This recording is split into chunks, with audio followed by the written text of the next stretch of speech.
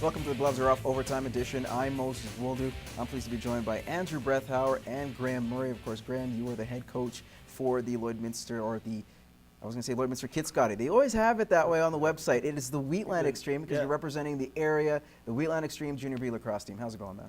Excellent. It's a pleasure to be here. Of course, Andrew, you're with the Lloydminster Source, so you're in and around the neighborhoods. You know a lot when it comes to sports in and here and as well as globally, so we appreciate you coming on as well. Do want to get to this, topics we didn't get to quickly. LeBron James, Chris BOSH.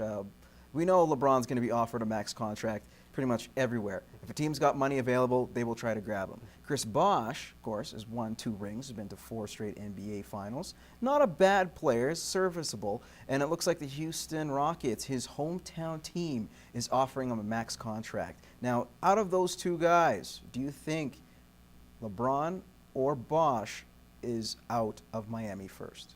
I think BOSH is 100% out of Miami. I don't think he liked it there as much as it played on. He was the third wheel. He was the third wheel for sure. He was definitely the least biggest part of the big 3, and so I think he leaves for 100%. I don't think Miami's going to try and match that contract that Houston offered. You know, when you got to sign a guy like LeBron as well, that's a guy. LeBron's a guy you build a team around, and you're going to win your championship. You're not winning your championship with BOSH. So I think BOSH is gone. I hope Bron stays there because I don't want him to go back to Cleveland. But hey, who knows? Why not? He wants to right a wrong. This guy wants to be liked. Wouldn't hurt.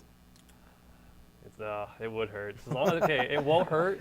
Just no decision special. We don't need that. Yeah, definitely. I'm taking my talents back to Lake Erie. How about that? I think that's how it should be. Has anyone ever said that? I don't know, but Connor we McDavid, might. We'll see what happens. We'll see what happens during that time. All right, guys. Well, we talked about all the funny business and all the money that's involved in sport. But what about junior hockey, especially major junior? You're starting to see it rise. A lot of the players now are on NHL hockey games. I think it's pretty cool to have your face on a video game. But there are some who feel that these kids are being exploited. Now, there is a Quebec company, Auto Workers Union, that is actually very strong and legitimate. It's not a half-assed type of thing. They want to represent kids in Major Junior, and particularly the Quebec Major Junior Hockey League.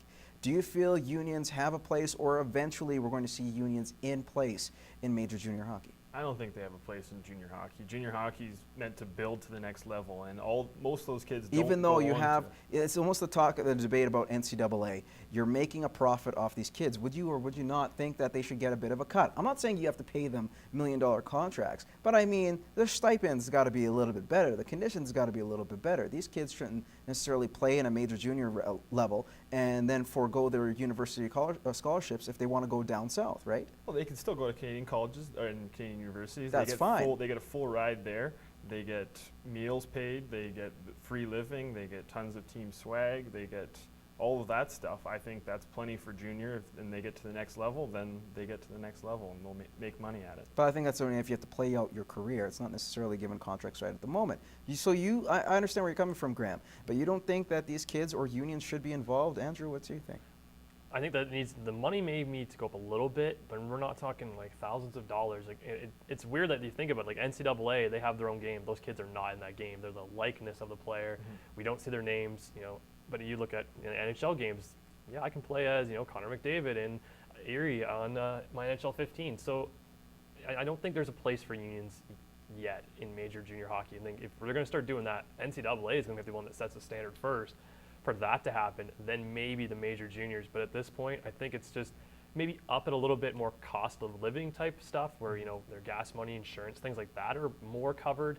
But, they're making maybe $300 up at maybe a little bit more, but they're getting in trouble when their team pays for their cell phone bill. When they have time for union work too. They're traveling 3 days a week on the road. They're playing 3 games. They're, going to school. Like, when are they going to have time to talk about union stuff? Especially, you talk union stuff with 15, 16, 17-year-old kids and expect them to know what they're actually talking about? No.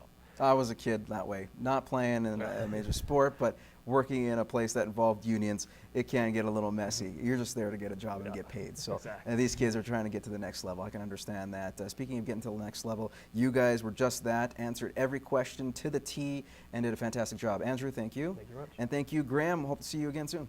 Love to be on the show again. Awesome, and thank you for joining us today on the OT edition of Gloves. You can tune in every Tuesday night on CITL to watch the show. Any of the questions we didn't get to, you could reach us on our Facebook page. And hear us talk a little bit more. In the meantime, we will see you in 7 days.